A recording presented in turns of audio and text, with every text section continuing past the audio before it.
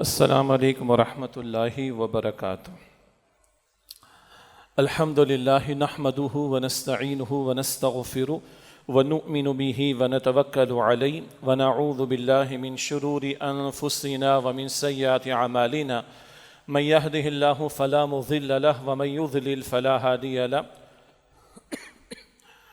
وأشهد أن لا إله إلا الله وحده لا شريك له وأشهد أن محمدًا عبده ورسوله صلى الله عليه وعلى آله وأصحابه وبارك وسلم تسليمًا كثيرا فإن خير الحديث كتاب الله وخير الهدي هدي محمد صلى الله عليه وسلم وشر الأمور محدثاتها وكل محدثة بدعة وكل بدعة ضلالة وَكُلَّ ضَلَالَةٍ فِي النَّارِ أو كما قال رسول الله صلى الله عليه وآله وسلم أما بعد فأعوذ بالله من الشيطان الرجيم بسم الله الرحمن الرحيم إن الله يأمر بالعدل والإحسان وإيتاء ذي القربى وينهى عن الفحشاء والمنكر والبغي يعظكم لعلكم تذكرون وقال الله تبارك وتعالى انما یأمرکم بالسوء والفحشاء وان تقولوا علی اللہ ما لا تعلمون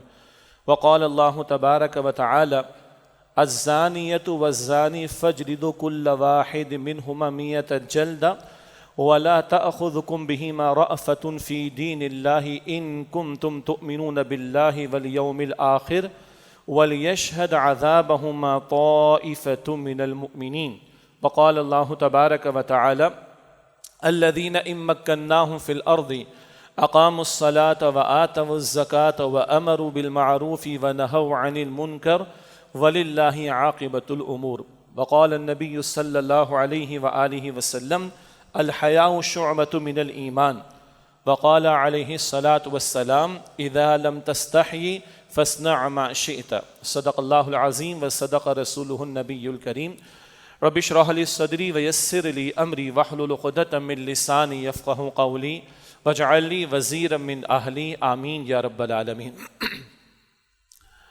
آج کے خطاب جمعہ میں ہمارے دین میں جو حیا کی اہمیت ہے اس کے حوالے سے کچھ یاد دہانی اور اللہ نے نکاح کا پاکیزہ راستہ عطا کیا ہے ایک فطری خواہش کی تکمیل کے لیے، البتہ اس کے برعکس زنا کو حرام قرار دیا ہے، اور زنا کو حرام ہی نہیں قرار دیا گیا بلکہ وہ تمام ذرائع جو زنا کے بالآخر عمل تک لے جا سکتے ہیں ان پر بھی پابندی لگائی گئی ہے۔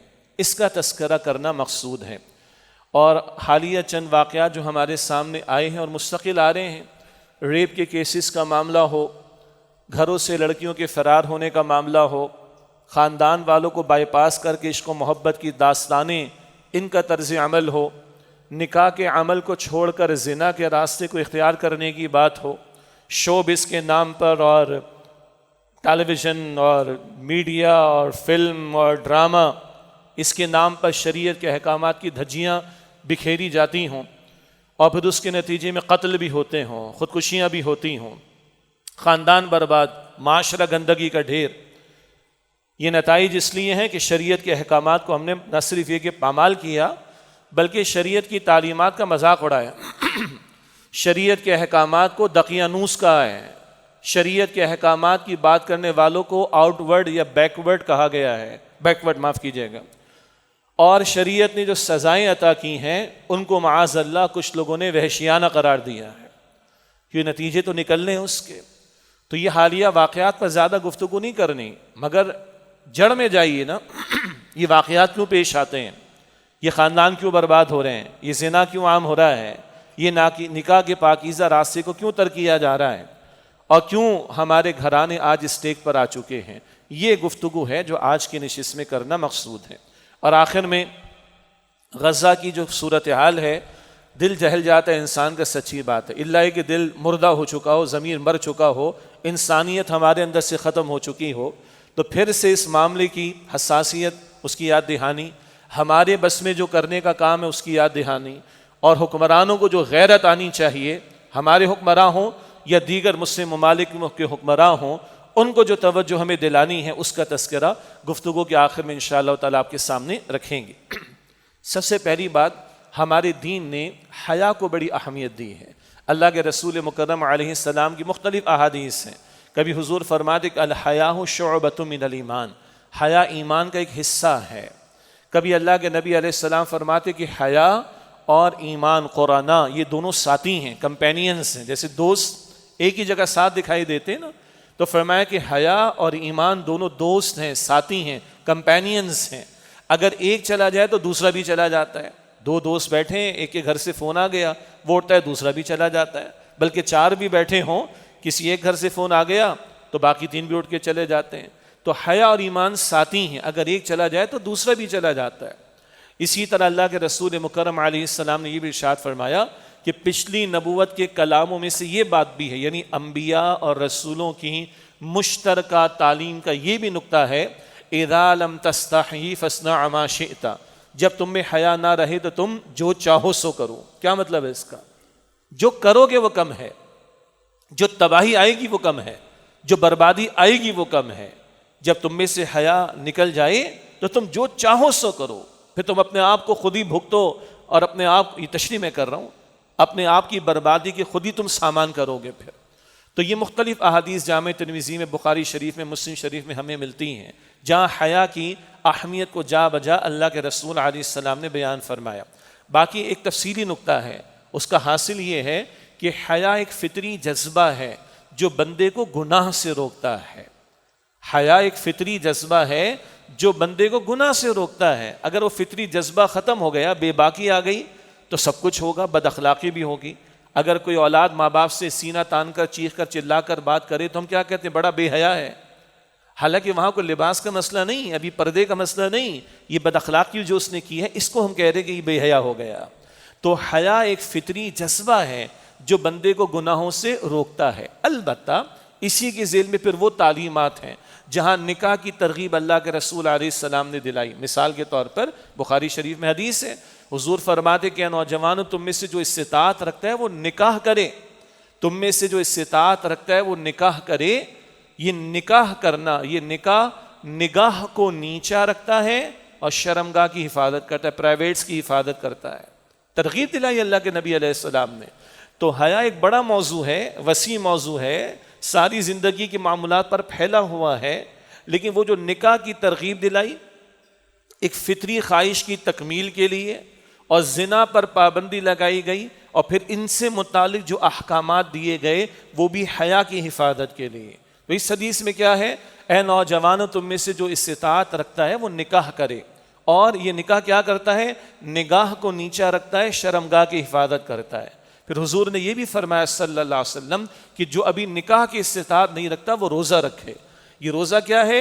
اس سے تقوی بھی پیدا ہوتا ہے، ضبط نفس بھی پیدا ہوتا ہے، سیلف کنٹرول بھی پیدا ہوتا ہے، اور یہ جو فطری خواہش ابھرتی ہے اس کو کنٹرول کرنا بھی آسان ہوتا ہے بندے کے لیے۔ یہ راستہ بھی حضور نے بتایا صلی اللہ علیہ وسلم۔ البتہ ایک بات بعد میں آ جائے گی کہ دین میں نکاح کا عمل بڑا آسان ہے، ہم نے نکاح کو مشکل بنایا ہے، اتنی پابندی لگا دیں، اتنے خرچے لگا دیے، فضول رسومات، اتنے ارمان اس میں ہم نے شامل کر دیے کہ نکاح مشکل ہو گیا۔ اور نکاح مشکل ہو گیا تو آسان کیا ہو گیا ہے؟ زنا آسان ہو گیا ہے۔ اس کی تفصیل ابھی آگے آ جائے گی کہ جسم کے کون کون سے اعضاء زنا کرتے ہیں، اللہ کے رسول کی حدیث ہے صلی اللہ علیہ وسلم۔ تو وہ جو تعلیم دی گئی ہے کہ اگر نکاح کی استطاعت نہیں تو بندہ روزہ رکھے، وہ ایک حد تک ہی ہوگا نا، کب تک روزے رکھے گا وہ؟ لیکن جس کی واقعتاً استطاعت نہیں، اس کو تو روزے کی تعلیم دی گئی۔ بقیہ یہ کہ نکاح کے عمل کو آسان کیا گیا ہے۔ وقت ہوا تو آگے چل کر بات ہو جائے گی، ہمارا مستقل موضوع، اس پر مستقل کلام ہمارے ہوتا رہتا ہے۔ بہرحال یہ چند باتیں تو تھیں حیا کی اہمیت کے اعتبار سے، اور اس کے ذیل میں نکاح کی ترغیب کے نگاہ کو نیچا رکھتا ہے اور شرمگاہ کی حفاظت کرتا ہے۔ جمعے کے دن آخر میں خطبے میں ایک آیت ہم سنتے، میں نے بھی ابتدا میں تلاوت کی۔ اللہ تعالیٰ نے 3 باتوں کا حکم دیا، 3 باتوں سے منع کیا۔ کسی خطاب جمعہ میں ماضی میں، مجھے یاد نہیں کہ کراچی میں یا لاہور میں، اس پر ہم کلام بھی کر چکے ہیں۔ سورہ نحل کی آیت نمبر 90، سورہ نحل کی آیت نمبر 90 میں ذکر ہے، ان اللہ یأمر بالعدل والاحسان وایتاء ذی القربی، بے شک اللہ حکم دیتا ہے عدل کا اور احسان کا اور رشتہ داروں کا حق ادا کرنے کا۔ تفصیل میں نہیں جا رہا، 3 باتوں کا حکم، 3 باتوں سے اللہ نے منع فرمایا۔ وَيَنْهَى عَنِ الْفَحْشَاءِ وَالْمُنْكَرِ وَالْبَغْيِ، اللہ فحشاء سے منع کرتا ہے، منکر سے منع کرتا ہے، اور زیادتی کے کاموں سے منع کرتا ہے۔ فحشاء اور منکر میں تھوڑی تفصیل ہے۔ کھلی بے حیائی کے کام یہ فحشاء کے ذیل میں آتے ہیں، کھلی بے حیائی کے کام یہ فحشاء کے ذیل میں آتے ہیں۔ منکر وہ ہماری فطرت بھی پسند نہیں کرتی، شریعت نے بھی اس کو منع کیا ہے۔ بہرحال اللہ تین باتوں سے منع فرماتے، فحشاء سے، منکر سے اور زیادتی کے کاموں سے۔ یہ اللہ تعالیٰ کی دعوت ہے۔ ہر جمعے کے خطبے میں عام طور پر اس کی تلاوت کی جاتی ہے آخر میں، سورہ نحل کی آیت نمبر 90۔ یہ تو رحمان کی دعوت ہے۔ ایک دعوت شیطان کی ہے، سورہ البقرہ میں اس کا مطالعہ کرتے آیت نمبر 169 169 میں سورۃ البقرہ میں ذکر آتا ہے شیطان کی دعوت کے حوالے سے، انما یأمرکم بالسوء والفحشاء، بے شک وہ تمہیں برائی کی دعوت دیتا ہے، بے حیائی کی دعوت دیتا ہے، برائی پر لگانا چاہتا ہے، بے حیائی پر لگانا چاہتا ہے۔ یہ دو دعوتیں اور یاد رکھیے گا دنیا میں دو ہی اصل دعوتیں ہیں، یہ تو رحمان کی ہے، شیطان کی۔ جیسے دنیا میں پارٹیاں اصلاً دو ہی ہیں۔ سورہ مجادلہ 28 پارے میں پہلی سورت اس کی، سورہ مجادلہ میں دو پارٹیوں کا ذکر آتا ہے، ایک ہے حزب اللہ، ایک ہے حزب الشیطان، اللہ کی پارٹی اور شیطان کی پارٹی، یہ دو ہی پارٹیاں ہیں۔ دنیا میں دعوتیں بھی اصلاً دو ہیں، رحمان کی دعوت ہے یا شیطان کی دعوت ہے۔ اسی طرح یاد رکھیے دنیا میں اصلاً دو ہی سسٹم ہے، یا تو رحمان کا سسٹم ہوگا یا شیطان کا سسٹم، سیدھی سی بات، سیدھی سی بات۔ تو اگر اللہ کی شریعت نافذ نہیں تو رحمان کا سسٹم تھوڑا ہی ہے، شیطان کا سسٹم ہے۔ اور اگر مسلمان ملک دعویٰ کرے کہ مسلمان ملک ہیں اور اللہ کی شریعت نافذ نہ کرے بلکہ اس کے خلاف قانون سازی کرے تو وہ شیطانی نظام ہے، وہ رحمان کا نظام نہیں۔ لاکھ دعوے کرتے رہو بیٹھ کر، دو ہی نظام ہے دنیا میں، رحمان کا یا شیطان کا، دو ہی دعوتیں ہیں، رحمان کی یا شیطان کی، دو ہی پارٹیاں ہیں، اللہ رحمان کی یا شیطان کی۔ تو رحمان کی دعوت کیا ہے؟ وہ بے حیائی سے روکتا ہے، وہ منکرات سے روکتا ہے۔ شیطان کی دعوت کیا ہے؟ بے حیائی کی دعوت دیتا ہے، بے حیائی پہ تمہیں لگانا چاہتا ہے اور برائی پہ تمہیں لگانا چاہتا ہے۔ تو نکاح کے پاکیزہ بندھن کی دعوت کس کی ہے؟ رحمان کی۔ اور زنا کے راستوں کی دعوتیں کس کی ہیں؟ شیطان کی۔ سیدھی سی بات، سمجھنا چاہیے ان چیزوں کو۔ تو یہ ایک دوسرے کی بالکل مخالف دو دعوتیں، ایک رحمان کی دعوت اور ایک شیطان کی دعوت۔ اب آئیے، زنا حرام ہے ہمارے دین میں، نکاح کے پاکیزہ بندھن کو چھوڑ کر اپنی خواہشات پوری کی جا رہی ہیں۔ زنا کا عمل عام سی بات ہے، اس کی فقہی اور ٹیکنیکل تفصیلات میں جانے کا موقع نہیں ہے۔ اس زنا کو حرام قرار دیا گیا ہے، اور نہ صرف یہ کہ حرام قرار دیا گیا ہے بلکہ وہ ذرائع، وہ مینز جو اس زنا کے بالآخر عمل تک لے جا سکتے ان سے بھی روکا گیا ہے۔ زنا تو ہے ہی حرام، زنا تو ہے ہی منع، اس پر ہے بھی شدید سزائیں، وہ ذکر آگے آئے گا۔ لیکن صرف زنا ہی منع نہیں کیا گیا، زنا کی طرف لے جانے والے راستوں پر بھی پابندی لگائی گئی۔ سورہ بنی اسرائیل میں ہم پڑھتے ہیں، اور سورہ بنی اسرائیل کا 3 اور 4 رکوع ہمارے ہاں وہ منتخب نصاب میں بھی شامل ہے، جسے بانی تنظیم اسلامی ڈاکٹر اسرار صاحب رحمۃ اللہ علیہ نے کئی مرتبہ تفصیل سے بیان کیا۔ اور سورہ بنی اسرائیل کی 3 اور 4 رکوع میں 10 بڑے احکامات جو تورات میں عطا کیے گئے تھے انہی کا حاصل سورہ بنی اسرائیل میں آتا ہے۔ وہاں یہ ذکر بھی آیا کہ وَلَا تَقْرَبُوا الزِّنَا، اور زنا کے قریب بھی نہ جاؤ، انہو کان فاحشہ، بے شک کھلی بے حیائی کا راستہ ہے، وساء سبیلا، اور بہت ہی برا طریقہ ہے۔ کھلی بے حیائی کا راستہ اور بہت ہی برا طریقہ ہے۔ کھلی بے حیائی یہ فطرت انسانی کے خلاف ہے، یہ شرف انسانیت کے خلاف ہے، یہ ایمان کے خلاف ہے، یہ رحمان کے حکم کے خلاف ہے، یہ معاشرے کو، گھروں کو برباد کر دینے والی بات ہے، نسل انسانی کو برباد کر دینے والا راستہ ہے۔ بہرحال فرمایا کہ وَلَا تَقْرَبُوا الزِّنَا، اور زنا کے قریب بھی نہ جاؤ۔ یہ نہیں فرمایا کہ زنا نہ کرو، وہ تو حرام ہے، زنا کے قریب بھی نہ جاؤ۔ اس کو فقہا اور علماء کہتے ہیں سد الذرائع، ذریعے کی جمع ہم سمجھتے ہیں، صد کہتے ہیں دیوار کو۔ تو وہ راستے جو زنا تک لے جانے والے ان پر دیوار لگا دی گئی، ان پر روک لگا دی گئی، ان سے منع کر دیا گیا۔ اب اس ذیل میں ہمارے دین کی بہت ساری تعلیمات ہیں، میں کچھ کا ذکر آپ کے سامنے رکھنا چاہوں گا جو معروف ہیں۔ بڑی حکمت کیا ہے؟ یہ زنا سے کیوں روکا جا رہا ہے؟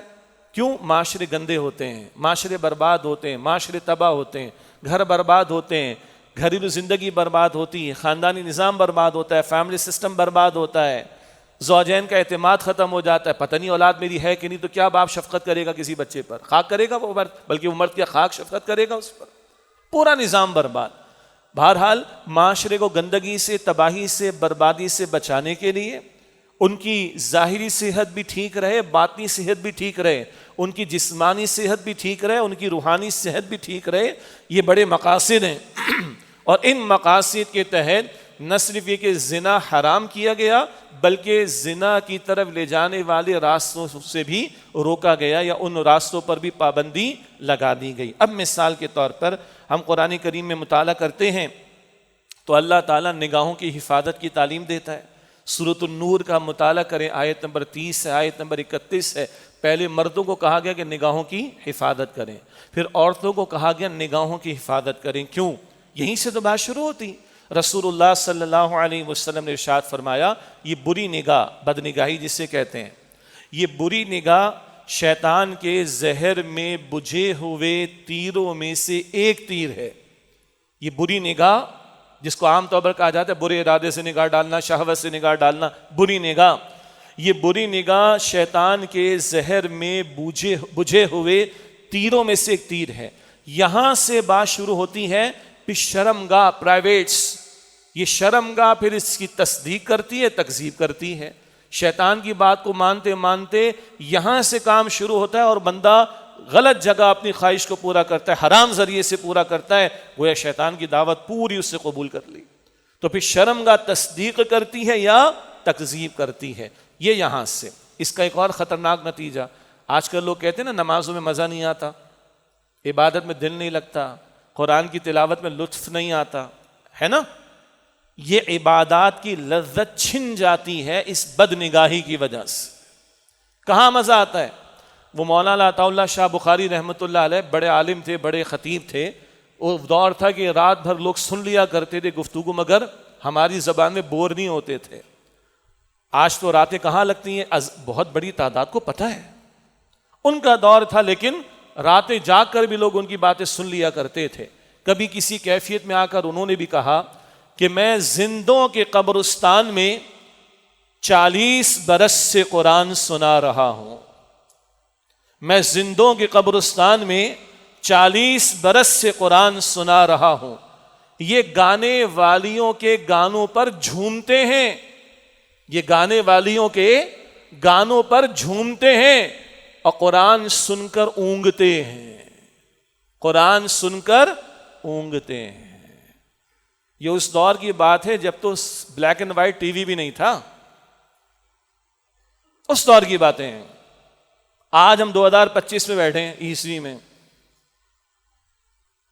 کہاں کہاں جھومتے ہیں، کہاں کہاں مست ہوتے ہیں، کہاں کہاں جاتے ہیں، کہاں کہاں وقت لگاتے ہیں، ہم سب کو پتہ ہے۔ اور قرآن کے لیے اونگتے ہیں، ٹائم نہیں ہے، توجہ نہیں ہے، شوق نہیں، ذوق نہیں۔ ایک بہت بڑی وجہ یہ بد نگاہی ہے، براہ راست اس کا اثر بندے کی روح پر، اس کے باطن پر پڑتا ہے۔ شیطان کا زہر میں بجھا ہوا تیر ہے نا، اور پھر شرمگاہ تصدیق یا تکذیب کرتی ہے۔ یہ تو حدیث کا حاصل ہوا۔ ایک نتیجہ اور کیا ہے؟ عبادت کی لذت چھن جاتی ہے۔ یہ بہت بڑی سزا ہے اس بدنگاہی کی۔ اللہ میری، آپ کی، ہم سب کی حفاظت فرمائے۔ ہم سب کمزور ہیں، میں بھی کمزور ہوں، اللہ ہی سے مانگنا ہے کہ اللہ تو ہی حفاظت فرما ہماری۔ تو ہمارے دین نے نگاہوں کی حفاظت کی تعلیم دی ہے۔ سورہ نور کی آیت 30 ہے، سورہ نور کی آیت 31 ہے، تفصیل کا موقع نہیں۔ یہ تو بات ہو رہی ہے کن کن حوالوں سے تعلیمات دی گئی ہیں، اور یہ سب سد ذرائع کے ذیل میں بھی ہیں تاکہ وہ زنا کے عمل تک بندہ نہ پہنچے۔ پھر دین نے ستر اور حجاب کے احکامات دیے ہیں۔ ستر ایک پوری اصطلاح ہے۔ نماز میں بندہ کھڑا ہوتا ہے تو جسم کو ڈھانپنا ضروری ہے نا، مرد کے لیے ناف سمیت، ناف سے لے کے گھٹنوں تک کا حصہ ڈھانپنا لازم ہے، یہ کم از کم ہے، لیکن باوقار لباس پہننا چاہیے۔ عورت نماز میں کھڑی ہو، سارے جسم کو ڈھانپے، چہرہ، ہاتھ اور پیر جو پنجے اس کے وہ کھلے رہ سکتے ہیں، یہ ستر کہلاتا ہے۔ پھر ہے حجاب سے متعلق احکامات، اردو میں ہم پردہ کہتے ہیں، اس سے اردو میں ہم پردہ کہتے ہیں۔ پھر محرم نامحرم کی تمیز بتائی گئی ہے نا ہمارے دین میں، قرآن پاک میں ہے نا۔ محرم کون ہے؟ جس سے نکاح نہیں ہو سکتا، تو محرم اور نامحرم میں فرق ہوگا۔ تو محرم کے سامنے آنا اور نامحرم کے سامنے آنا فرق ہوگا۔ البتہ لباس کے حوالے سے تعلیم مرد کے لیے بھی ہے، لباس کے حوالے سے تعلیم عورت کے لیے بھی ہے۔ حیا کی حفاظت کے لیے رہنمائی مرد کے لیے بھی ہے، حیا کی حفاظت کے لیے رہنمائی عورت کے لیے بھی ہے۔ البتہ پھر عورت کے لیے مزید ہے، ایک خاتون اپنے محرم کے سامنے ہے تو کیا لباس ہوگا؟ معمول کا لباس، جسم ڈھانکا ہوا ہو، مناسب سی چادر ہو، سر پہ ڈال لے، سینے پہ ڈال لے، کفایت، مناسب دوپٹہ ہے، بڑی چادر ہے، مناسب ہے، کفایت کر جائے گی۔ چہرہ کھلا، ہاتھ پیر کھلے، کوئی مسئلہ نہیں ہے۔ یہ ہے محرم کے سامنے۔ اور جب محرم اور نامحرم کا فرق کیا گیا تو لا محالہ سیدھی سی بات ہے پھر محرم کے سامنے آنے کی کیفیت میں اور نامحرم کے سامنے آنے کی کیفیت میں فرق ہوگا۔ گھر سے باہر خاتون جائے تو قرآن پاک میں جلباب کا لفظ آتا ہے، جلابیب۔ سورہ احزاب کی آیت نمبر 59 میں ہے، یدنین علیہن من جلابیبہن۔ جلابیب جلباب، جلباب کہتے ہیں بڑی چادر کو، پورا جسم ڈھانپ لیا جائے، چہرے کو بھی چھپا لیا جائے۔ اور بعض صحابہ کی ایک روایت کے مطابق ایک آنکھ کھلی رکھی جا سکتی ہے۔ بہرحال تو یہ ہے پوری چادر سے جسم کو ڈھانپ لیا جانا، یہ معمول کے لباس سے آگے بڑھ کر ہے۔ اور ایک بڑی تعداد امت کی اکثریت علماء کی اسی سے اتفاق کرتی ہے کہ نامحرم کے سامنے خاتون کو چہرہ بھی چھپانا چاہیے۔ بعض حضرات کی رائے برعکس ہے، وہ تفصیل کا موقع نہیں، مگر ہم چہرے کے چھپانے کی رائے والے معاملے کو سمجھتے ہیں، ہم اسی کے قائل ہیں، اسی کو ہم بیان کرتے، اس کے دلائل بھی اپنی جگہ پر۔ یہ ہے پردے سے متعلق احکامات، ستر، حجاب، پردہ، یہ سب بھی کس لیے؟ عفت کی، پاک دامنی کی حفاظت کے لیے، حیا کی حفاظت کے لیے، اور وہ جو برا عمل ہے وہاں تک معاملہ نہ جائے۔ اسی طرح ایک حدیث میں 6 اعضاء کے زنا کا ذکر ہے، اللہ اکبر۔ یہ روایت ہے مسلم شریف میں، رسول اللہ علیہ السلام نے فرمایا آنکھ بھی زنا کرتی ہے، نامحرم کو برے ارادے سے دیکھنا، کان بھی زنا کرتے ہیں، نامحرم کی باتوں کو لذت لیتے ہوئے شہوت کے ساتھ سنتے رہنا، زبان بھی زنا کرتی، نامحرم سے بلا وجہ بلا ضرورت مزے لینے کے لیے باتیں کرنا، دل بھی زنا کرتا ہے، نامحرم کا خیال لا کر اس کو پکانا دل کے اندر، ہاتھ بھی زنا کرتا ہے، نامحرم کو ٹچ کرنا، چھونا، اور پیر بھی زنا کرتا ہے، ایسے مقام تک جانا ان پیروں سے چل کر کہ جہاں یہ مواقع میسر ہوں۔ کتنے اعضاء ہو گئے؟ 6 اعضاء، آنکھ ہے، کان ہے، زبان ہے، دل ہے، ہاتھ ہے اور پیر ہے۔ اب ہم جائے، یہ اللہ کے رسول کی حدیث ہے صلی اللہ علیہ وسلم۔ چھوڑنے لبرلز کیا کہتے ہیں، سیکولر کیا کہتے ہیں، اور میڈیا پہ کیا چل رہا ہے، اور ہمارے گھرانوں میں اور ہماری تقریبات میں کیا ہو رہا ہے، اور ہمارے تعلیمی اداروں میں غلط ہو رہا ہے اکثر۔ یہاں ہم اللہ کی کتاب بیان کر رہے ہیں، محمد مصطفیٰ کی تعلیم بیان کر رہے ہیں صلی اللہ علیہ وسلم۔ غور کریں ہم کہاں کھڑے ہیں آج۔ اور چھونے کا معاملہ، اللہ کے پیغمبر علیہ السلام کی حدیث ہے، کوئی تمہارے سر میں کیل ٹھونک دے، گوارا کر لو، برداشت کر لو، کسی قدر بات سخت ہے، جھرجھری آ جائے بندے کو، کوئی تمہارے سر میں کیل ٹھونک دے، اس کو گوارا کر لینا، برداشت کر لینا، مگر تم نامحرم کو چھو، وہ تمہیں چھوئے، یہ برداشت نہ کرنا۔ آج کیا نہیں ہو رہا؟ شادی بیاہ کی تقاریب میں، گھروں کی تقاریب میں، کزنس کے درمیان نامحرم ہے، کزنس نامحرم ہے بھائی، تعلیمی اداروں میں، دوستوں میں، کلاس رومز میں، کلاس میٹس میں، یونیورسٹیز میں، ہاسٹلز میں، اور 100 گنا آگے پھر فلمیں، ڈرامے، ناچ گانے، کیا نہیں ہو رہا بھائی؟ کہاں سے شرعاً کوئی گنجائش نہیں ہے اس کی؟ جی ہو رہا ہے تو غلط ہو رہا ہے بھائی، یہ غلط ہونے کو غلط کہا جائے، اس کی ہونے کو دلیل تھوڑی بنایا جائے گا کہ یہ صحیح ہے، معاذ اللہ ثم معاذ اللہ۔ اسی طریقے پر مرد اور عورت کے آزاد اختلاط سے منع کیا گیا ہے۔ ضرورت کی بات کرنی ہے، پردے کے پیچھے سے بات کرو۔ اللہ نبی مکرم علیہ السلام کے صحابہ کا حکم دیتا ہے کہ نبی علیہ السلام کی بیویوں سے کوئی بات کرنی ہو، کچھ پوچھنا ہو، کچھ مانگنا ہو، فَاسْأَلُوهُنَّ مِن وَرَاءِ حِجَاب، حجاب کے پیچھے سے مانگنا۔ سورہ احزاب آیت نمبر 53 میں ہے۔ کچھ مانگنا ہو، صحابہ سے بڑھ کر کوئی عظمت والا ہوگا انبیاء کے بعد؟ اب نبی علیہ السلام کی خواتین، ازواج مطہرات سے پاکیزہ کوئی خواتین ہوں گی؟ اتنے پاکیزہ لوگوں کے بارے میں کہا جا رہا ہے کہ نبی کے صحابہ، نبی کی بیویوں سے کچھ مانگنا ہو، سوال کرنا ہو، پردے کے پیچھے سے، حجاب کے پیچھے سے۔ یہ سورہ احزاب کی آیت نمبر 53۔ اور آگے قرآن کہتے ہیں تمہارے ان کے دلوں کے لیے پاکیزہ تر ہے۔ اتنے پاکیزہ لوگوں کو یہ تعلیم دی جا رہی ہے یہ 2025 عیسوی میں بیٹھنے والوں کا حال کیا ہمیں پتہ ہے، کتنی احتیاط کرنی چاہیے اور کہاں ہم کھڑے ہیں۔ اسی طرح حضور نے فرمایا صلی اللہ علیہ وسلم، جب دو نامحرم تنہائی میں ہوں گے، تنہائی فزیکل بھی ہوتی ہے اور ورچوئل بھی ہوتی، اللہ ہم سب کی حفاظت فرمائے۔ کانٹیکٹ سامنے بیٹھ کر بھی اب ہے اور اسمارٹ فون لاکھوں یعنی فٹ دور بیٹھ کر بھی ہے اور سینکڑوں کلومیٹر دور بیٹھ کر بھی ہے۔ جب تنہائی میں دو نامحرم ہوں گے تو تیسرا کون ہوگا؟ رسول اللہ نے فرمایا شیطان ہوگا۔ پھر کیا ہوگا؟ شیطان تو شیطان ہے، وہ پاکیزہ جذبات پیدا کرے گا کوئی؟ استغفر اللہ۔ یہ وہ سارے راستوں پر پابندی لگائی ہیں۔ پھر گھروں میں داخلے کے آداب قرآن پاک میں سکھائے گئے، بے دھڑک کسی کے گھر میں داخل نہ ہو جاؤ، دستک دے کر، تعارف کرا کر، سلام کہہ کر، اجازت دے کر پھر داخل ہو سکتے ہو۔ یہ گھروں کے داخلے کے آداب بھی سورہ نور میں سکھائے گئے ہیں تاکہ نامحرم سے سامنا نہ ہو جائے۔ اسی طریقے پر فحش مواد ہو، سارا کانٹینٹ جو فحش ہے، اس کیفیت کو، جذبات کو بھڑکانے والا ہے، وہ کانٹینٹ ریٹن ہو، لکھا ہوا ہو، آڈیو میں ہو، ویڈیو میں ہو، ویب سائٹس پر ہو، سوشل میڈیا پر ہو، فلمیں، ڈرامے، ناچ گانے کسی شکل میں بھی ہو، یہ سارا فحش کے لٹریچر جو ہے، کانٹینٹ جو ہے، مواد جو ہے، یہ اس زنا تک بلاخر لے جانے والا، اس پر بھی پابندی لگا دی گئی۔ اور آج تو گاڑی بھی بیچتی ہیں تو عورت کو پہلے بٹھاتے ہیں، اس کے اوپر پھر بیچتے ہیں۔ What are you selling? The car اور دا وومن؟ عورت کو بیچ رہے ہو، گاڑی کو بیچ رہے ہو، کیا بیچ رہے ہو آخر؟ انا للہ و انا الیہ، تماشا کھلواڑ بنا کے رکھا ہوا ہے، استغفر اللہ۔ اور دنیا کے سامنے امیج پیش کرنے کے لیے میراتھن میں عورتوں کو دوڑائیں گے، یہ کریں گے، عورتوں کو نمایاں کر کے دکھائیں گے۔ جناب کیا ہے سارا یہ عورت کی تذلیل ہے، ذلیل کیا جا رہا ہے اس کو۔ اور اگر یہ بات کسی کو سمجھنی ہے نا زیادہ، تو جو ریورٹڈ مسلم خواتین ہیں، جو غیر مسلم سے اسلام میں داخل ہوئی ہیں، جو خواتین یورپ، کینیڈا، پڑھیں ان کی زندگیوں کو، انہیں اسلام کی پاکیزہ چیزیں اور پاکیزہ تعلیمات سمجھ آئیں۔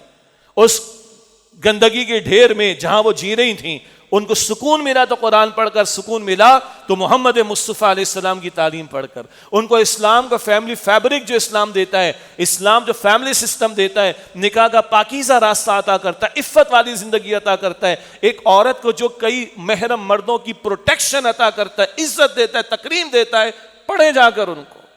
اگر اپنی سمجھ میں نہیں آ رہی تو جو غیر اسلام قبول کر کے آئے، اسلام کو پڑھ کر آئے، اسلام کو سمجھ کر آئے، ان کو پڑھ لیا جائے۔ بہرحال یہ سارا فحش لٹریچر، یہ اگلے الفاظ کہتے ہوئے جھجک آ رہی ہے مجھے، پتہ ہے آپ لوگوں کو، پتہ ہے مجھے بھی اور آپ کو بھی، مگر وہ الفاظ ادا کرتے ہوئے جھجک آ رہی ہے۔ آج کھیل کے نام پر اور چھوٹے چھوٹے سے پروجیکٹس کے نام پر اس قوم کے نوجوانوں کو کہاں لے جایا جاتا ہے؟ پھر وہ پورنوگرافی، پھر اس سے آگے بڑھ کر گستاخیوں کے معاملات اور ایک پوری گندگی کا ڈھیر ہے جس وقت سوشل میڈیا پر بھرا ہوا ہے۔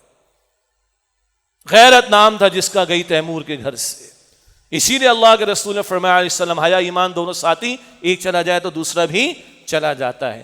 دین نے نشہ آور چیزوں پر پابندی لگائی، کئی مرتبہ زنا کے معاملات میں یہ رقص و سرور کے معاملات، ناچ گانے کے معاملات یا شراب لا محالہ اس میں اٹیچ ہوتی، لیکن تمام نشہ آور اشیاء پر پابندی لگائی گئی۔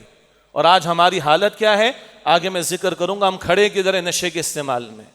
تو نشہ آور اشیاء پر پابندی لگائی، نکاح کی ترغیب دلائی گئی، جیسے کہ حدیث میں نے آپ کو سنائی، حضور علیہ السلام نے فرمایا کہ نوجوانوں تم میں سے جو استطاعت رکھتا ہے وہ نکاح کرے، کہ یہ نکاح کرنا نگاہ کو نیچے رکھتا ہے، شرمگاہ کی حفاظت کرے۔ ترغیب دلائی گئی۔ بھائی شریعت کے بہت سارے احکامات ہیں، والدین کے بارے میں، زوجین کے بارے میں، اولاد کے بارے میں، پوتوں کے بارے میں، سبحان اللہ، ان پر عمل کب؟ وراثت کے بارے میں عمل تب ہوگا جب گھر بنیں گے نا، نکاح سے گھر بنے گا تو ان احکامات پر عمل ہوگا۔ تو شریعت تعلیم دیتی، ترغیب دلاتی نکاح کی۔ حضور فرماتے ہیں نکاح من سنتی، نکاح میری سنت ہے۔ آپ نے فرمایا نکاح تمام انبیاء کی سنت ہے، اللہ اکبر۔ پھر دین نے نکاح کو آسان کیا ہے، یہ ہم نے ظلم کر کے نکاح کو مشکل بنایا۔ بڑے بڑے ارمان، لمبے چوڑے ارمان بچوں کے دل و دماغ میں ڈال کر ان کی دنیا جہاں کی پروگریشن تو ہو رہی ہے، دنیا جہاں کا پروگریس تو ہو رہا ہے، لیکن ان کی نکاح کی عمریں نکل رہی ہیں۔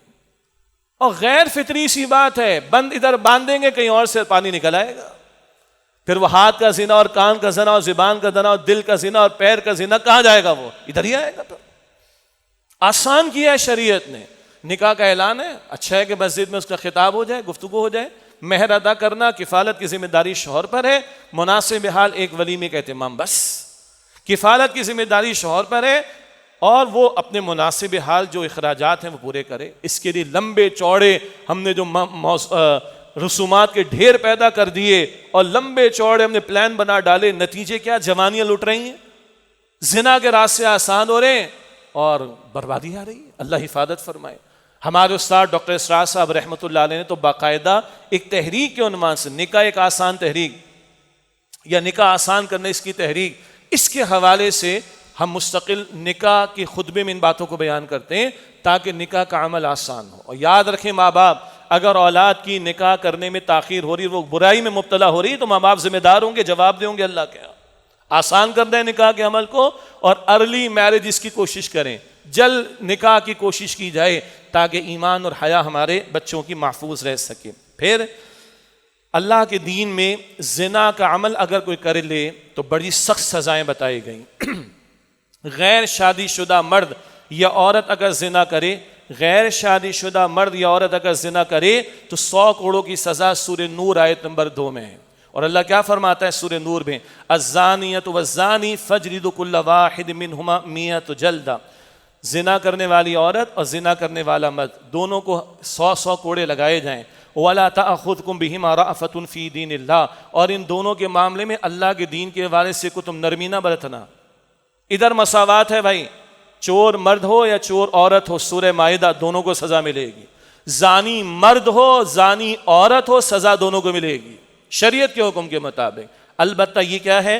اللہ کے رسول علیہ السلام نے وضاحت فرمائی، یہ غیر شادی شدہ مرد یا عورت کے لیے ہے اگر وہ زنا کا ارتکاب کرے، اور فرمایا 100 کوڑوں کی سزا ہے۔ اور یہ اللہ کا دین، اللہ کا حکم، اس بارے میں کوئی نرمی تمہارے دلوں میں نہیں آنی چاہیے۔ بیچارے کو سزا ہو جائے گی، وہ بھائی یہ سزا 2 کو ہوگی، کروڑوں کو عبرت ملے گی، لوگوں کے ایمان اور حیا محفوظ ہوں گے۔ ہاں شریعت میں اس طرح کی سزائیں جو حدود کی ہیں، سخت سزائیں، ان کا ثبوت بھی بڑا کڑا ہے۔ 4 گواہ خود دیکھیں اور بغیر کسی شبے کے گواہی دیں وغیرہ، یہ تفصیلات ہیں اس میں۔ اگر وہ سارے تقاضے پورے ہو جائیں ثبوت کے تو وقت کی مسلمہ تسلیم شدہ جو اتھارٹی ہے، حکومت وغیرہ، اس کے تحت سزا کا نفاذ ہوگا۔ یہ تفصیل ہے اس میں، یہ تفصیل ہے اس میں، لیکن ہے سخت سزا۔ یہ تو ہے غیر شادی شدہ مرد یا عورت کے لیے۔ شادی شدہ مرد یا عورت زنا کا ارتکاب کرے اور جرم ثابت ہو جائے، ہیں کڑی شرائط، 4 بندے خود دیکھیں اور گواہی بھی دیں، آسان بات ہے، بغیر کسی شبے کے، کوئی ڈاؤٹ نہ ہو، تفصیل ہے اس میں۔ لیکن اگر شادی شدہ مرد یا عورت زنا کا ارتکاب کرے اور جرم شرعی ثبوت کے ساتھ ثابت ہو جائے تو وقت کی مسلمہ تسلیم شدہ اتھارٹی حکومت وہ سزا کو نافذ کرے گی، اور یہ رجم کی سزا ہے۔ شادی شدہ مرد یا عورت کے لیے رجم کی سزا، رجم کا مطلب ہے پتھر مار مار کر ہلاک کرنا، اسٹوننگ ٹو ڈیتھ۔ بندہ ہلتا ہے کہ نہیں؟ بندہ 100 مرتبہ سوچے گا، اگر یہ سزا کا نفاذ، اس کا قانون موجود ہو، 100 مرتبہ سوچے گا نہیں حرکت کرنے سے پہلے، تو کرے گا یہ حرکت؟ کرے گا؟ سوال ہی پیدا نہیں ہوتا۔ اس قدر سخت سزا کیوں ہے؟ تاکہ لوگ جرم سے باز آئیں۔ کیوں باز آئیں؟ تاکہ زنا نہ کریں۔ کیوں نہ کریں؟ تاکہ گھر، معاشرے، عفت، حیا، ایمان محفوظ رہ سکے۔ یہ ہے پورا، میں نے آپ کے سامنے منظر نامہ رکھا، کچھ احکام اور بھی ہیں۔ یہ میں نے کئی باتیں آپ کے سامنے رکھی، کس لیے؟ لا تقربوا الزنا، زنا کے قریب بھی نہ جاؤ، اور اس سے روکنے کے لیے یہ سد الذرائع، shun the doors that can lead towards the عمل of زنا، جو سارے راستے زنا کی طرف لے جا سکتے ہیں، بند کر دو ان کے دروازے۔ اور یہ آخری بات پوری میں کر لوں، یہ جو سزا کا نفاذ ہے نا، اللہ کیا فرما رہے ہیں؟ وَلَا تَأْخُذْكُمْ بِهِمَا رَأْفَةٌ فِي دِينِ اللَّهِ، اور اللہ کے دین، اللہ کے حکم کے بارے میں ان کے معاملے میں کوئی نرمی نہ برتنا، سزا نافذ ہوگی۔ اور ان کنتم تؤمنون باللہ والیوم الآخر، اگر تم اللہ اور آخرت پر ایمان رکھتے ہو، آخرت کے دن پر، تو یہ تقاضا ہے کہ سزا کا نفاذ ہو۔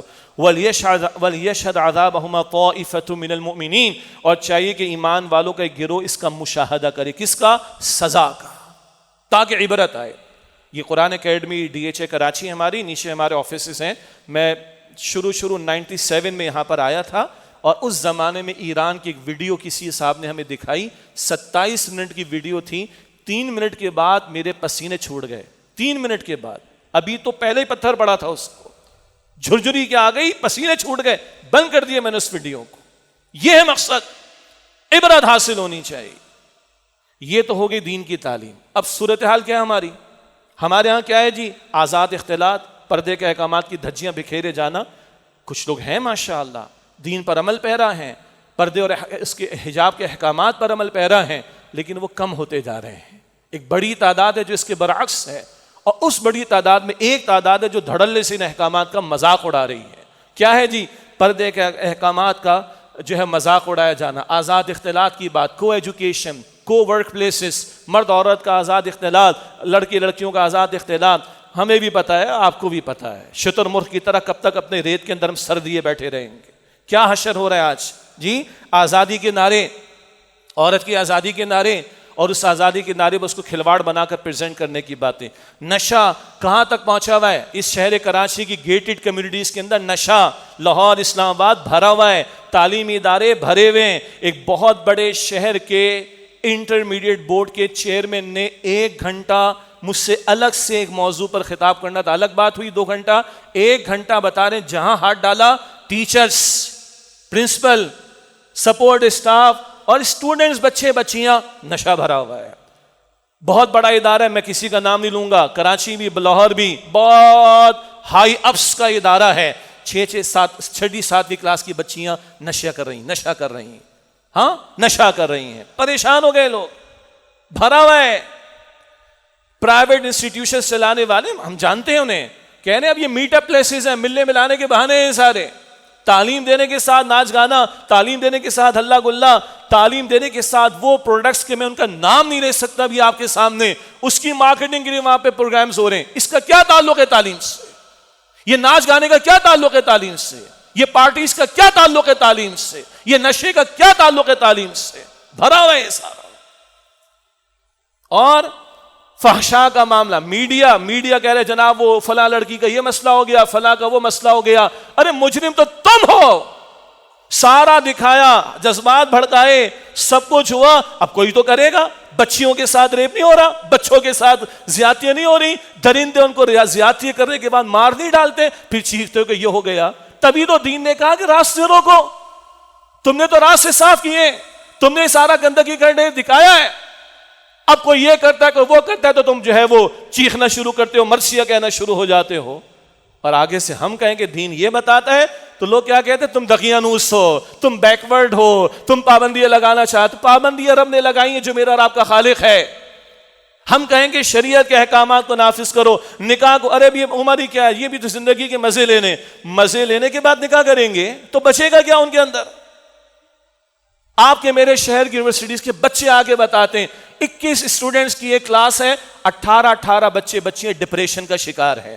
آدھا ڈپریشن ہے عشق و محبت کی داستانوں کا, آدھا ڈپریشن ہے جناب وہ جی پی اچھی آنی چاہیے, وہ مارکس اچھے آنے چاہیے, ورنہ رشتے اچھے نہیں ہوں گے, اور یہ نہیں ہوگا اور وہ نہیں ہوگا. آدھا ڈپریشن عشق و محبت کی داستانوں کا ہے. سوسائڈ, اسکول کے بچے بچیاں, ہاں اسکول کے بچے بچیاں, اس شہر میں چند مثالیں موجود ہیں. جناب اما ابا نہیں ماننے میں ملنے نہیں دے رہے, ہم نے جناب خودکشی کر لی, چٹ چھوڑ کے چلے گئے. انا للہ و انا الیہ راجعون.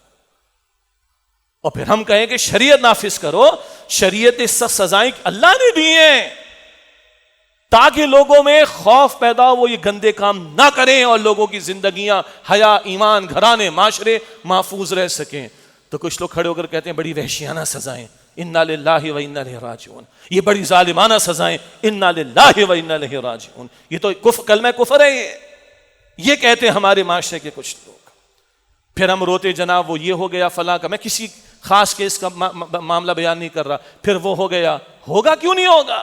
کورٹ میرجز بھی ہوں گے, گھروں سے فرار بھی ہوں گی بچیاں, اور یہ آؤٹ آف دی جو ہے وہ شریعت, یہ سارے کام بھی ہوں گے, نکاح کے بندھن کو فراموش کر کے بھی ہوگا. ہم جنس پرستی بھی شروع ہو گئی.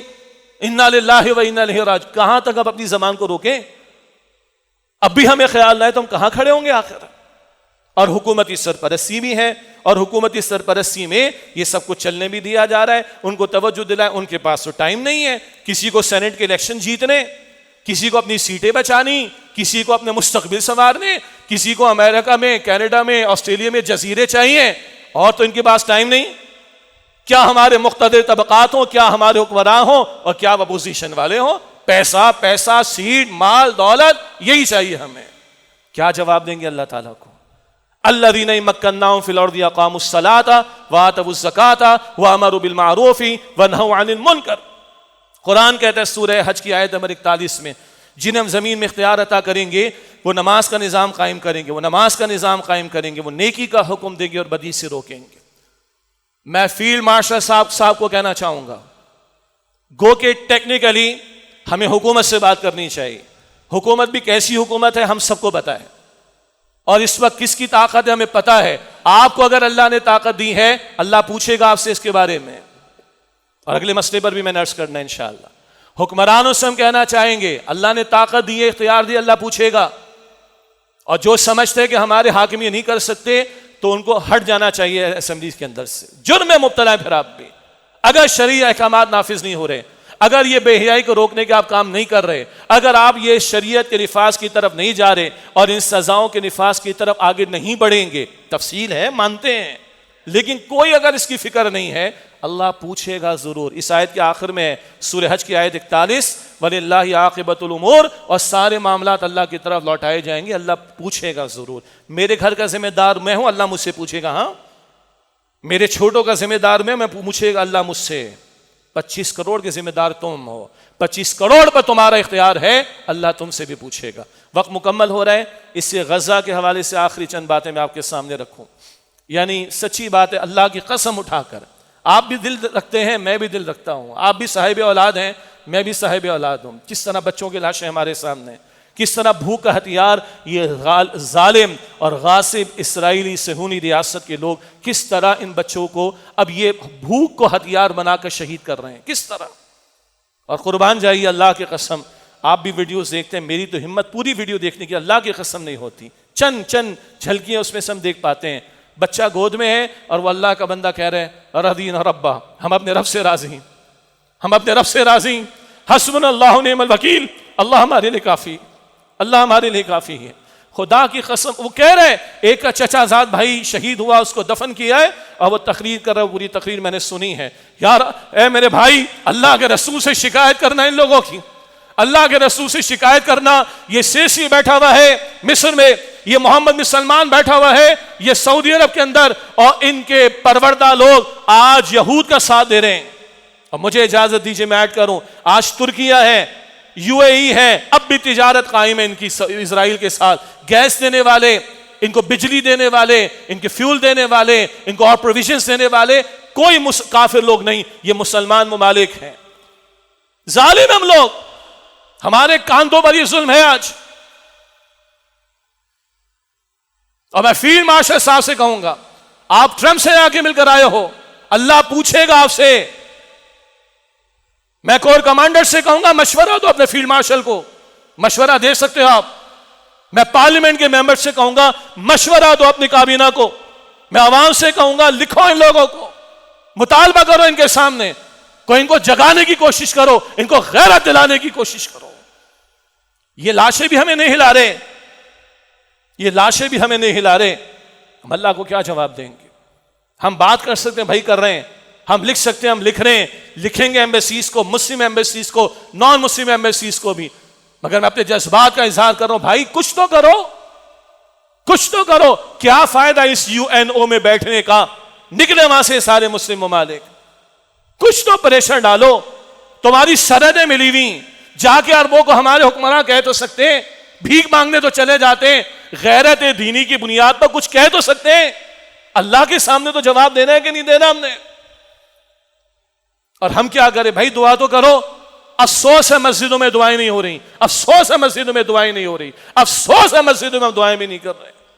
کوئی آواز تو بلند کرو، کوئی دنیا کو ہلانے کی کوشش تو کرو، جس سطح پر بات پہنچا سکتے وہاں تو پہنچاؤ، کچھ تو کرو. مگر بے حسی در بے حسی در بے حسی. اس سے کہا اپنے چچا زاد بھائی کی قبر پہ، کہہ دینا رسول اللہ سے مر چکی ہے امت. آج کو صلاح الدین ایوبی تو ہے نہیں، مر چکے ہیں لوگ.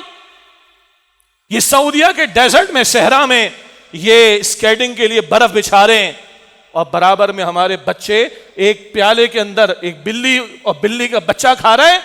اور وہ ایک بچہ جو بھوکا تھا وہ اپنے حصے کا بلی کے بچے کو دے رہا ہے. ادھر یہ حالت ہے اور ادھر عیاشی کا وہ سامان کہ جناب صحرا میں ہم اسکیٹنگ کے لیے اور جو ہے برف کا سارا سامان پیدا کر دیں گے, لوگ آئیں گے عیاشی کرنے کے لیے. اللہ اکبر. دنیا امتحان ہے, یہ وقت امتحان ہے, یہ میرا بھی ہے, آپ کا بھی. ہم دعا تو کریں, ہم جو اخلاقی تعاون مالی تعاون کر سکتے ہیں وہ تو کریں, جہاں جہاں آواز بلند کر سکتے ہیں وہ تو بلند کریں, اور حکمرانوں کو غیرت دلانے کی کوشش کریں. اللہ مجھے بھی غیرت عطا کرے, آپ کو بھی عطا کرے, ہمارے ممبرز آف پارلیمنٹ اور سینٹ کو بھی عطا کرے, ہمارے افواج کو بھی عطا کرے, ہمارے فیلڈ مارشل کو بھی عطا کرے, ہمارے حکمرانوں کو بھی عطا کرے, اس سے کہ ہم سب نے مرنا ہے اور اللہ کو جواب دینا ہے. وآخر دعوانا الحمد للہ رب العالمین.